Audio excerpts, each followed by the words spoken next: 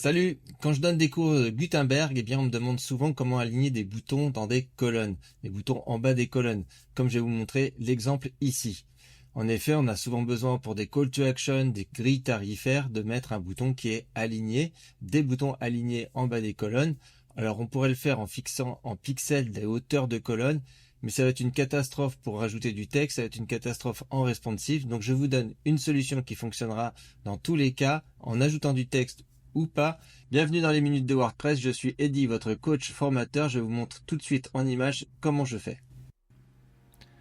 Alors pour commencer, j'aime bien toujours commencer dans une composition. Je crée un tableau, en fait une colonne, puisque je vais la dupliquer par la suite, donc une colonne me suffit. Dans cette colonne, je vais ajouter des marges internes à l'intérieur, en hauteur et sur les largeurs.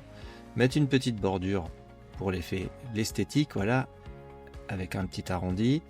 Et à l'intérieur de cette colonne, donc c'est là où ça va commencer à être important, je vais ajouter un groupe, mais pas n'importe quel type de groupe, parce que là je l'avais pas sous la main, donc groupe, et je le change en empilement. Voilà, donc vous pouvez aller directement chercher le bloc empilement. Je vais centrer les éléments dans mon empilement, et surtout ici, je vais utiliser l'espace entre, c'est-à-dire que les objets à l'intérieur de cet empilement vont se répartir en haut et en bas.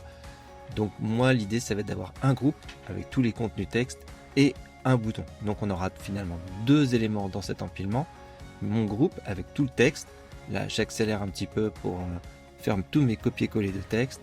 Et puis on verra que en plus du groupe, je vais donc ajouter à la fin le bouton.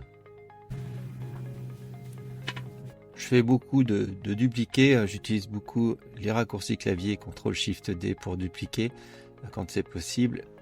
J'aime bien également, vous allez voir le titre, c'est juste un paragraphe et je vais utiliser Shift, Alt et 2 pour faire un titre de niveau 2. Voilà, tac, ça y est, titre de niveau 2, on a transformé le paragraphe en titre de niveau 2. Voilà, je ferme mon groupe et j'ajoute après mon bouton. Donc mon bouton, il va se caler en bas de mon empilement.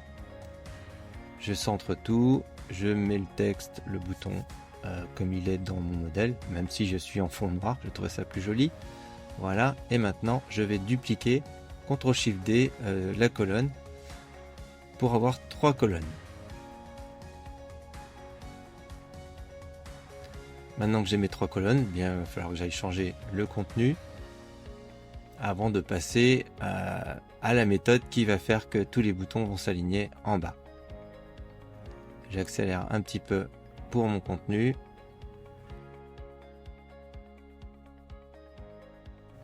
Je vais mettre un style sur le bouton, histoire de faire ressortir cette offre, comme on fait généralement dans les grilles de tarifaires.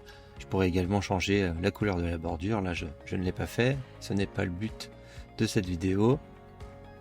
Alors, j'ai pris des vrais exemples d'un site que j'ai trouvé, de quelqu'un qui suit mes cours et qui a justement sur son site ces 3 boutons qui ne sont pas alignés. Voilà, donc là on peut voir que les boutons ne sont pas alignés en bas. Donc important, je vais dans le bloc empilement, dans les styles, et pour la hauteur minimum, je vais mettre 100%. Comme ça, mon empilement va prendre 100% de ma colonne. Et comme les éléments sont répartis en haut et en bas, eh bien j'ai un premier élément qui est mon groupe, qui est en haut, et un second élément qui est en bas, le bouton. On peut imaginer faire d'autres groupes et d'autres empilements pour avoir des textes qui seraient centrés dans la colonne, des titres en haut, des textes centrés et les boutons en bas.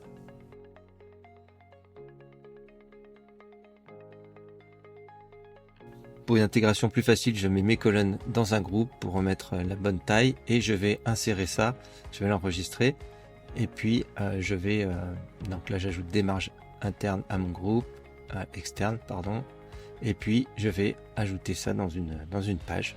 Donc ma composition, je me mets en mode zoom out, nouveauté de 6.7 pour intégrer des compositions directement. C'est ma dernière composition, je l'intègre, elle est en bas.